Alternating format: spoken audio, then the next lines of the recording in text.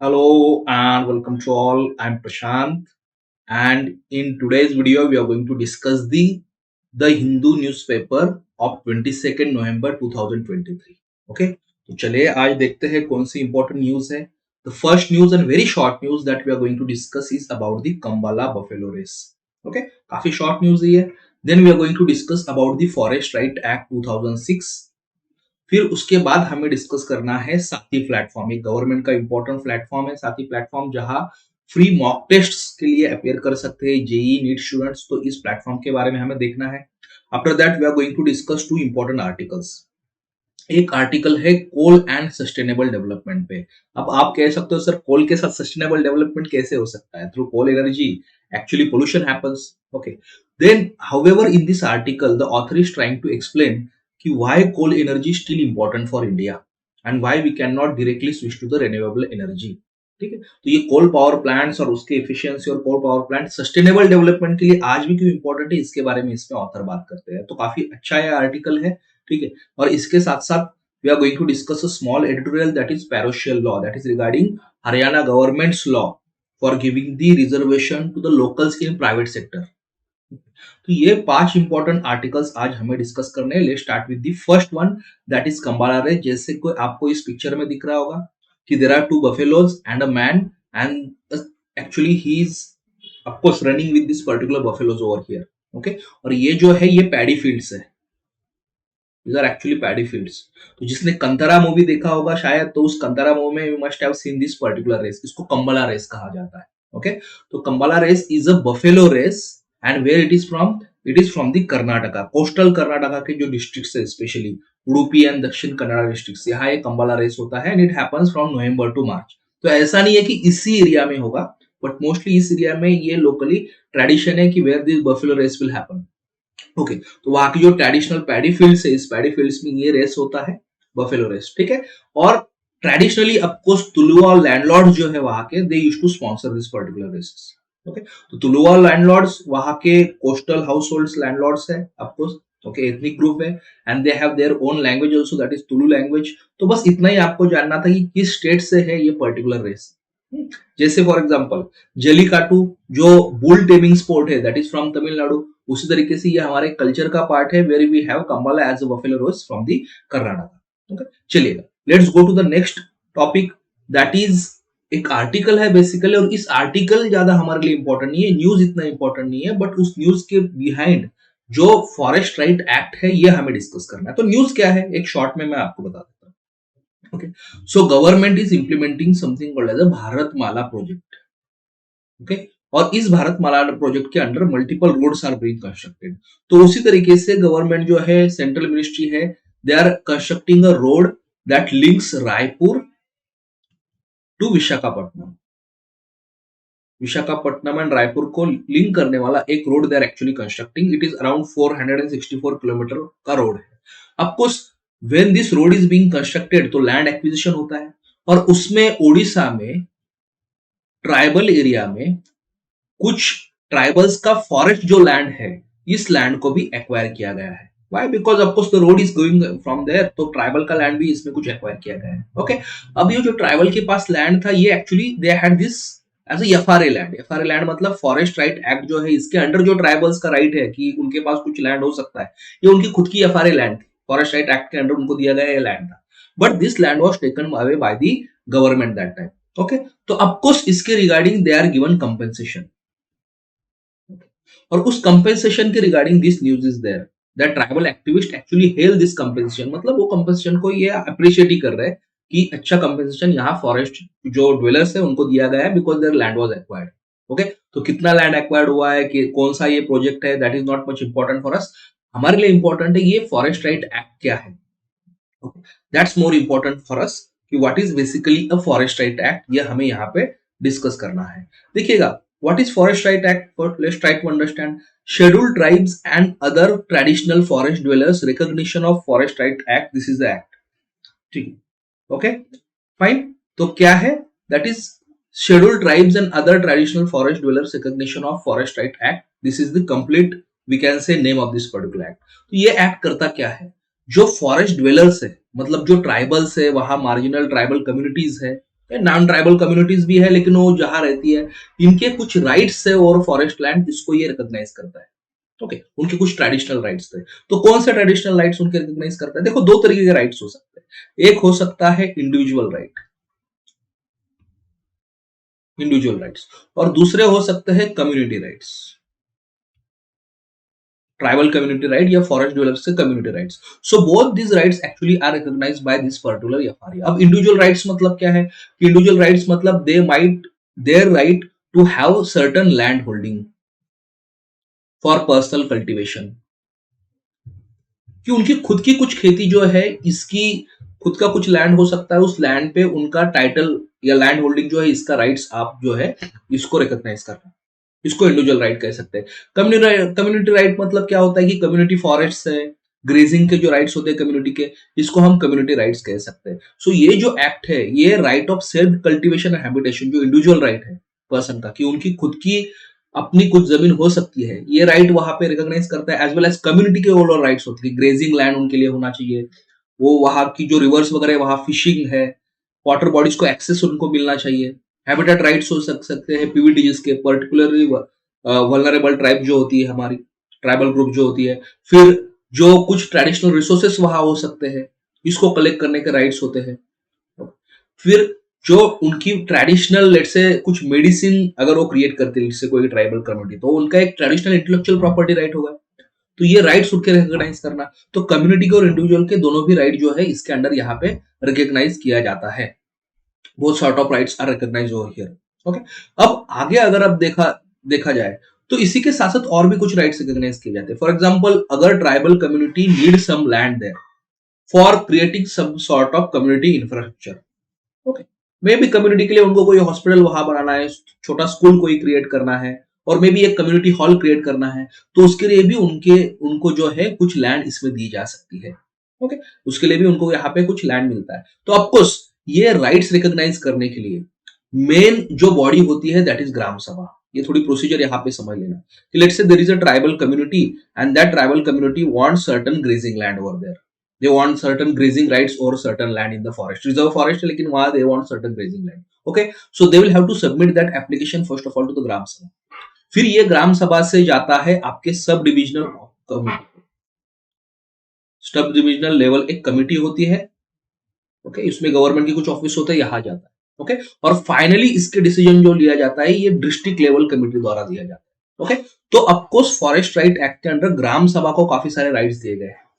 Okay, so here's the Gram Sabha is the first point of contact where let's say a person wants some kind of right for the personal cultivation on land. Okay, तो वहां ग्राम सभा के पास application जाएगा, फिर यहाँ से sub divisional level committee को जाता है और डिस्ट्रिक्ट लेवल कमेटी जो है इसके लिए फाइनल अप्रूवल देती है। ओके, और इस सारे प्रोसीजर को मॉनिटर करने के लिए एक स्टेट लेवल कमेटी भी हो सकती है। एक्स्ट्रा इन्फॉर्मेशन अगर आपको चाहिए तो बता रहा हूँ कि स्टेट लेवल कमेटी भी इस प्रोसीजर को मॉनिटर करने के लिए यहाँ पे हो सकता है, दैट वी अंडरस्टैंड। तो बेसिकली अगर मैं समराइज करूं तो there are 4 type of rights that forest right act gives. First is title right.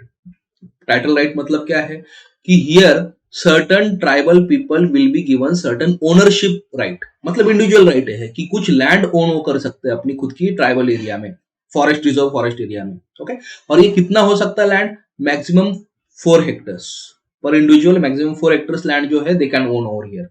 Okay, fine. So, but which land they will be given? Only that land on which they are doing cultivation traditionally. अगर कोई land है let's say forest में और यहाँ traditionally they are cultivating, तो ये land जो है उनके नाम पे फिर की जाएगी मैक्सिमम 4 हेक्टर्स तक। नया कोई लैंड नहीं कि जहां कल्टिवेशन नहीं कर रहा है और फिर भी उसको डिमांड कर रहा है, नॉट दैट लैंड जहां पे कल्टिवेशन ट्रेडिशनली उनका किया जाता है। ओके, सेकंड है यूज राइट्स। यूज राइट्स मतलब क्या होता है? जो माइनर फॉरेस्ट प्रोड्यूस होते हैं, ग्रेजिंग एरियाज होते हैं, इसका यूज करना। Now this land won't belong to anyone, ठीक है, ये तो रिजर्व लैंड है, बट वहां के माइनर फॉरेस्ट प्रोड्यूस हो सकता है, ग्रेजिंग एरिया हो सकता है, इसको यूज कर सकते हैं ट्राइबल्स।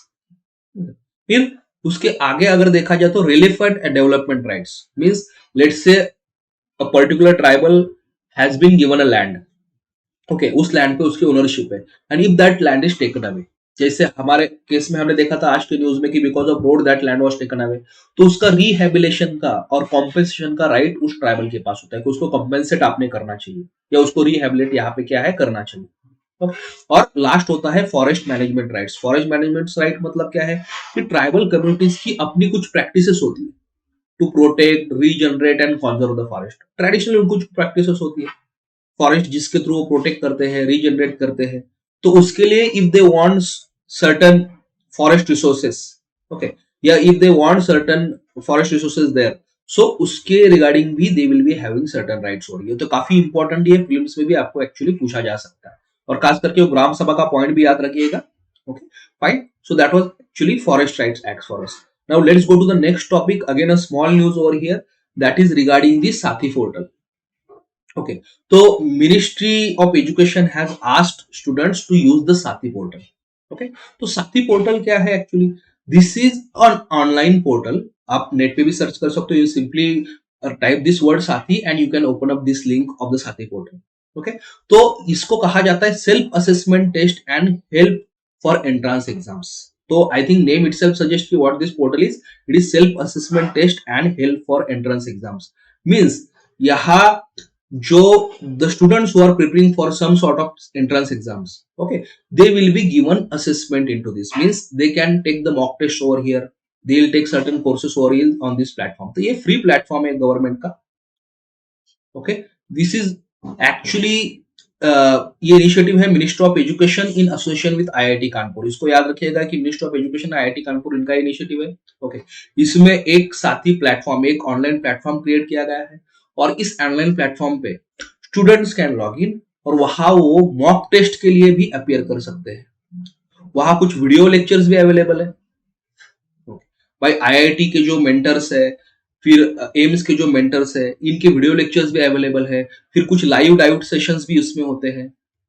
ओके, मॉक टेस्ट भी होती है which they can actually appear. All India kind of mock test भी वहां हो सकता है। Fine.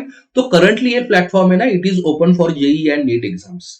JEE and NEET exams अगर आप देखो, if you search on the net और उस प्लेटफॉर्म पे ओपन अगर आप करोगे, तो currently JEE and NEET exams के जो स्टूडेंट्स ही इसको यूज कर सकते हैं। तो वहां वो मॉक टेस्ट अपियर कर सकते हैं, अगर उनको कोई डाउट है, वीडियो लेक्चर्स है, उसको एक्चुअली दे सकते हैं। Okay, this platform is also an AI enabled platform.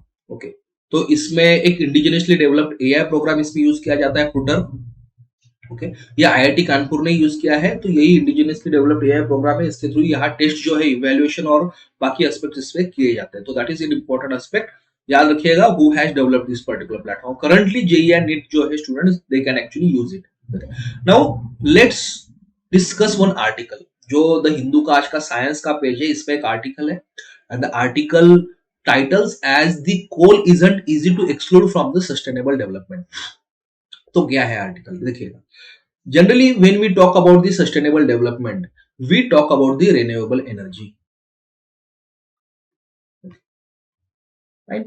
And we say that from this energy that is produced from fossil fuels, we should move towards the renewable energy. Why? Because that is more sustainable source of development. Okay, that creates lesser pollution. Okay, right? That creates lesser greenhouse gas emission, and that's why we should have the renewable energy focus. That is the traditional argument. Okay, and which is true also, but here author is trying to give some other perspective to us. What author is saying that in the context of India's development and energy need, okay, in the context of India's development and energy need, we cannot immediately and completely switch from coal based energy to renewable energy. According to author, जो coal power plants है, even this coal power plants are very important for us, and if you have coal power plants currently, then only we'll achieve the sustainable development needs of India. Okay, we cannot exclude the coal power plants from that. We cannot directly switch to the renewable energy. Okay, and why does author say that? What case the author makes here? We'll discuss that particular aspect over here. इसको हमें यहाँ पे discuss करना है। तो देखिएगा, first of all in the start of the article, और कुछ इंपॉर्टेंट स्टैट्स यहाँ दिए गए हैं, तो ये भी काफी इंपॉर्टेंट है एक्चुअली। स्टैट्स क्या है? ओके, तो what author actually says that overall world wide fossil fuels produce 80% of the total energy. Fossil fuels मतलब क्या हो सकता है? ऑयल है, गैस है, ठीक है, कोल है। इससे जो टोटल जो आपका पावर सप्लाई क्रिएट होता है, एनर्जी क्रिएट होता है, ये almost total 80% of the energy इससे क्रिएट होता है, फॉसिल फ्यूल से। World wide is saying, all over the world. Okay, fine, 80% इससे क्रिएट होता है। तो अगर इंडिया इतना क्रिएट कर रहा है तो कोई कुछ गलत हम नहीं कर रहे, बिकॉज वर्ल्ड वाइड ऑलमोस्ट 80% जो है फॉसिल फ्यूल से क्रिएट हो रहा है। ओके, और स्पेसिफिकली अगर इंडिया के बारे में कहा जाए, ओके, तो in the year 2022-2023 around 70.3% of India's power was produced through the coal thermal power plants, या कोल पावर प्लांट जिसको हम थर्मल पावर प्लांट्स कहते हैं। अराउंड 75% हम कह सकते हैं कि एनर्जी हमारी कोल पावर प्लांट से ही या थर्मल पावर प्लांट से ही क्रिएट हो चुका है। Okay fine.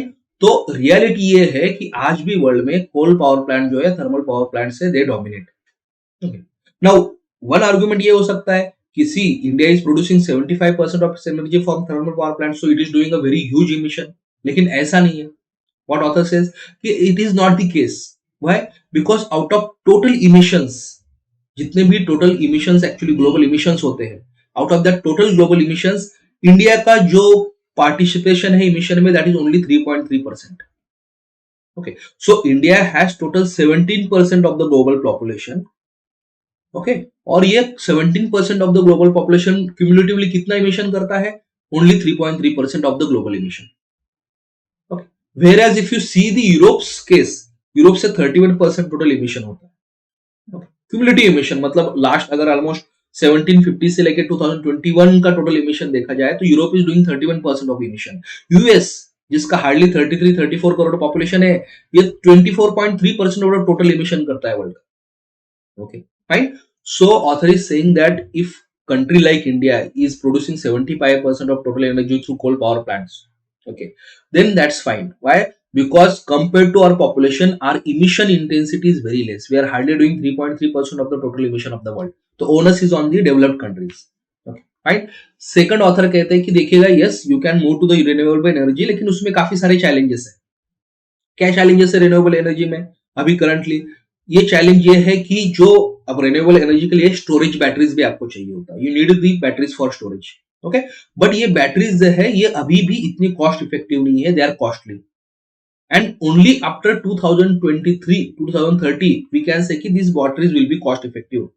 ओके, तो इसलिए करंटली अगर इंडिया की डेवलपमेंट के हिसाब से देखा जाए तो कोल जो पावर है ये ज्यादा कॉस्ट इफेक्टिव है rather than the renewable energy. Why? Because batteries themselves are very costly over here. Okay, that is one thing. Second जो है, if you depend more on this batteries and renewable energy, then our dependence on the foreign countries will increase. क्यों? Because then we have to import lithium, we'll have to import nickel, graphite which is required for these batteries। तो इस import हमें करना पड़ेगा अगर उनमें ज्यादा batteries produce करनी है तो of course we become dependent on the foreign countries. तो ये सिग्निफिकेंट रिस्क है हमारे इंडिया के लिए, एनर्जी रिस्क, राइट। और थर्ड आर्गुमेंट यहाँ और एक इंपॉर्टेंट है कि अगर कोल एनर्जी का देखा जाए तो आर वी इंपोर्टिंग कोल? तो अगर कहते हैं कि 96% ऑफ इंडिया थर्मल पावर जो है that comes from the domestic coal. तो we don't have to actually import the coal, only 96% almost the thermal power जो इंडिया में जनरेट होती है कोल से, डोमेस्टिक कोल से होती है। तो फॉरेन कंट्रीज पे हमें डिपेंडेंट नहीं रहना होता। So that is one more argument that is given by the author कि why coal energy is still important for the India. Fine. तो अब once he has established कि because we don't want foreign dependence, because now coal energy is the most cost effective way that we have, third because we are not emitting that much as we think, no. तो once he has established कि why coal energy is important, फिर आगे जो coal energy के साथ जो issues है उसको address करना चाहते हो। what he says कि of course coal energy pollution create करती है, efficiency कम होता है। स्पेशली he says कि इंडिया में जो कोल है इसमें जो एश कंटेंट होता है ये अराउंड 30 to 35% है, 35 to 50% तक ऑलमोस्ट एश कंटेंट है depending on the coal, which is higher और higher side as compare to the world coal जो होता है उससे ये एक्चुअली हायर है। Okay, so that author admits over here. तो उसके लिए फिर ऑथर कुछ सोल्यूशन देते हैं। फर्स्ट सोल्यूशन वो कहते हैं कि देखिएगा generally how do coal power plants work. एक तो कोल माइनिंग होती है एक जगह पे और पावर प्लांट जो होते हैं ये दूर कहीं होते हैं। लेट्स से कोल माइनिंग यहाँ हो रहा है, ओके, और ऑलमोस्ट 500 किलोमीटर तक यू विल सी कि somewhere power plant is there. Power plant यहाँ होते हैं जो जहां से कोल एनर्जी आप प्रोड्यूस करते हो। सो ऑथर यहाँ क्या कहते हैं कि अभी इंडिया में क्या हो रहा है कि ऑफकोर्स इस रेलवे के थ्रू, रेलवे वैगन्स के through you will transport the coal to the coal power plants, but काफी बार क्या होता है कि ये अनवॉश्ड कोल होता है, यही कोल हम ट्रांसपोर्ट करते हैं to the power plants. Okay, what author is saying is from mines to the power plants. अगर let's say 500 किलोमीटर का डिस्टेंस है तो whole 500 किलोमीटर डिस्टेंस में what you are doing, unwashed coal you are taking from mine, you are putting it in wagons and you are transporting to the power plants. तो इससे efficiency कम हो रहा है. Why? Because ये unwashed coal के साथ impurities also you are transporting. Okay. So millions of tons of impurities also you are transporting. तो इससे क्या होता है, एक तो वैगन की जगह आप लेते हो. ओके, रोड और रेल ट्रैफिक जो है इंडिया की इससे कंजेस्ट होती है. तो इससे अच्छा ऑथर कहते हैं कि इस जैसे ग्लोबल प्रैक्टिसेस है कि इस कोल को जो माइनिंग प्लांट्स होते हैं वही कोल को आप वॉश कर दो, उसकी जो इंप्योरिटीज होती है कुछ इंपॉर्टेंट वो वहीं से आप डिस्कार्ड कर दो, वहां से वही उसको वॉश कर देना और वॉश कोल ही आप ट्रांसपोर्ट करना. तो इससे इफिशियंसी इससे क्या है और बढ़ सकती है. ओके, और जाके आथर कहते हैं कि देखिएगा there is one more argument against the coal कि कोल में जो होता है सल्फर एमिशन ज्यादा होता है, कोल पावर प्लांट से सल्फर एमिशन ज्यादा होता है. Okay, and that's why we need a desulphurization also for that. मतलब कोल पावर प्लांट्स में you have to fit the desulphurizers जिससे सल्फर एमिशन जो है कम हो सकता है. ओके, हाउएवर ऑथर सेज कि इंडिया में जो कोल है ये एक्चुअली लेस सल्फर प्रोड्यूस करता है. ओके, ऐसा अगर देखा जाए तो बाकी कोल रिच कंट्री से वहां से एक्चुअली कम सल्फर जो है इंडिया का कोल जो है प्रोड्यूस करता है. राइट, और एनीवेज अगर थोड़ा सल्फर इमिशन होता भी है तो historically it has been shown कि because of sulphur emission cooling effect is created on the earth. Okay, मतलब ग्लोबल जो हमारा ग्लोबल वार्मिंग है या टेम्परेचर है, ग्लोबल टेम्परेचर ये कम करने में कोल इमिशन हमें मदद करता है अगर वो थोड़ी मात्रा में हो. Okay, historically it has been seen. Okay, whenever there will be some kind, आपको पता होगा if you have studied in geography की कभी कभी क्या होता है कि वोल्केनिक इरप्शन होता है तो वोल्केनिक इरप्शन में जब सल्फर कंटेंट काफी ज्यादा होता है इरप्शन में, so that time also okay overall हमारा ग्लोबल वार्मिंग थोड़ा कम हो जाता है, टेम्परेचर अर्थ का कम हो सकता है उस एरिया में.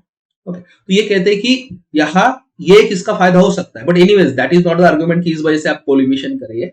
Okay, what author is saying कि सल्फराइजेशन जो डीसल्फराइजर जो होते हैं if you fit in those in coal plants ये थोड़े कॉस्टली होते हैं.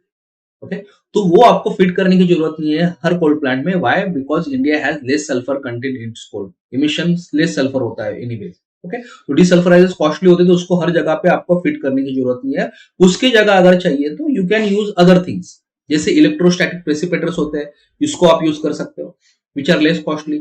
और डीसल्फराइजर्स अगर यूज करने हैं तो उसी जगह पे यूज कीजिएगा जहां coal power plants are near to the urban area. अगर अर्बन एरिया के पास कोल पावर प्लांट्स है तो वही डीसल्फराइज यूज कीजिएगा. ओके, ताकि आपकी कॉस्ट ज्यादा ना हो. और बाकी जगह पे you can use the electrostatic precipitators which are actually cost effective. Okay, so these are some of the solutions that are also provided by the author. तो ओवरऑल आर्गुमेंट यही है कि if you really want to achieve the India sustainable development you cannot completely ignore the coal power plants. Okay, so India doesn't emit that much as compared to the other countries considering our population which is almost 17% of the world population. Okay. So in that case of course we can use the coal power plants. Whatever inefficiencies that are created because of the coal power plants, those should be addressed. Okay, and then slowly we can go to the renewable energy sources over the period of time. And over the period of time, of course, renewable energy sources will become more cost effective also, and better technology will also come over there. Okay, तो एक अच्छा article था, थोड़ा अलग perspective इस article ने दिया. That's why I had included over here. वो साइंस पेज द हिंदू के था. And now we are going to see a small editorial that is about the parochial law. तो क्या है editorial? Let's try to understand. Okay, कि if you remember कि Haryana government जो है इससे एक लॉ लाया था that is called as the Haryana state employment of local candidates act 2020. Okay, so Haryana government had brought a law that is called as the Haryana State Employment of Local Candidates Act 2020. इस act के through what did Haryana government did is इसने 75% private jobs है, not all, some sort of private job. 75% of some sort of private job जो है they were reserved for the local Haryana candidates.